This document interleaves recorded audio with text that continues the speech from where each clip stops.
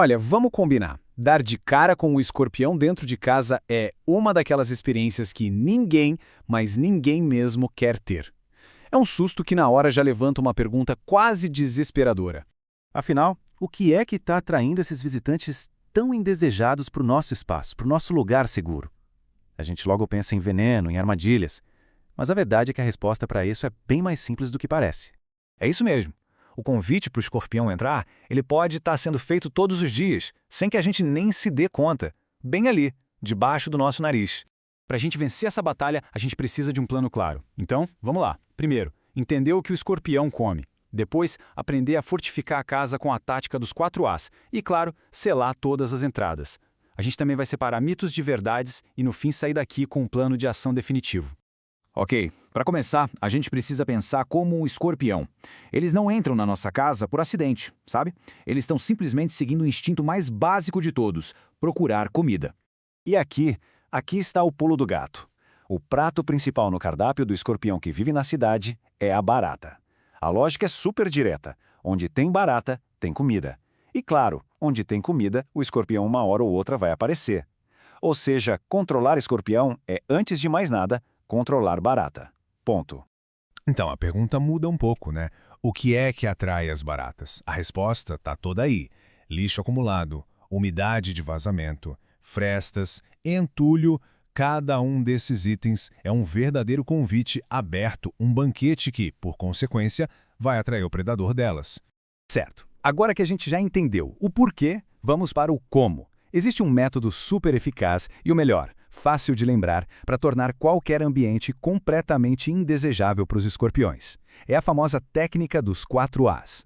A ideia por trás disso é simples e, na verdade, genial. Se a gente remover sistematicamente esses 4 pilares, alimento, água, abrigo e acesso, a casa simplesmente deixa de ser um lugar interessante ou viável para eles. Vamos ver cada um deles em detalhe.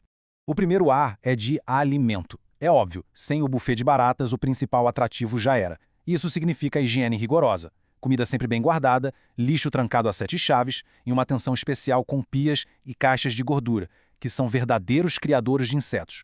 O segundo A é de água. Tanto os escorpiões quanto as baratas precisam de umidade para viver. Então, qualquer vazamento, por menor que seja, até aquela poça d'água que fica no box, pode virar um bebedouro e um ponto de atração para eles. Terceiro A, abrigo. Escorpiões são bichos noturnos. Eles precisam de lugares escuros e seguros para se esconder durante o dia.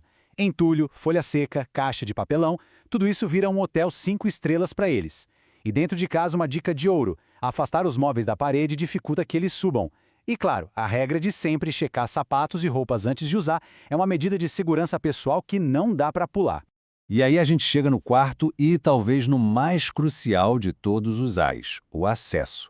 Porque, vamos pensar, não adianta nada tirar a comida, a água e o abrigo se a porta de entrada continuar escancarada. E a principal porta de entrada deles merece uma atenção toda especial. Vamos focar bem nisso aqui, porque essa parte é um verdadeiro divisor de águas na prevenção.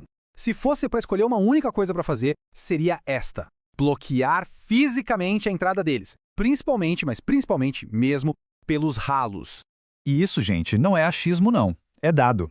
Um estudo de 2023 mostrou um resultado que é francamente impressionante. A simples instalação de telas de ralo adequadas reduziu em 92% as invasões de escorpiões. Repetindo, 92%. É uma redução absurda. Agora, olha que interessante a diferença. A tampa de ralo que a gente costuma ter em casa tem vãos de 5 a 10 milímetros.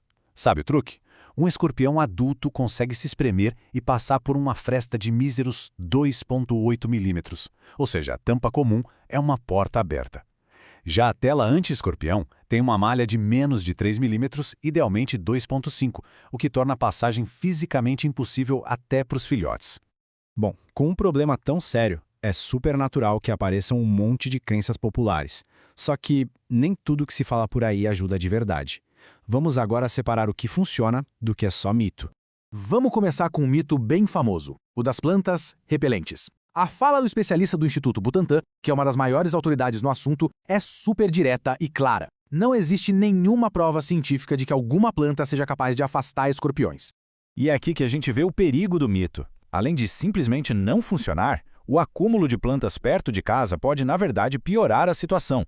Vir abrigo, esconderijo e até uma escada para eles chegarem mais fácil nas janelas e portas.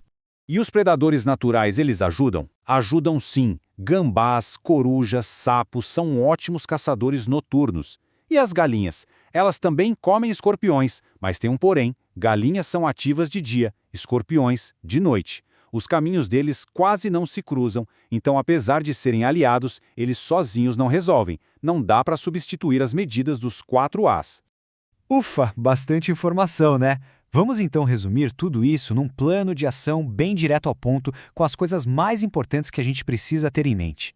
Se for para focar em alguma coisa, que seja nestes 5 pontos aqui. Eles são o resumo da ópera. Cortar a comida, bloquear a principal rodovia de acesso, selar todas as outras frestas, acabar com os esconderijos e, claro, manter a vigilância pessoal.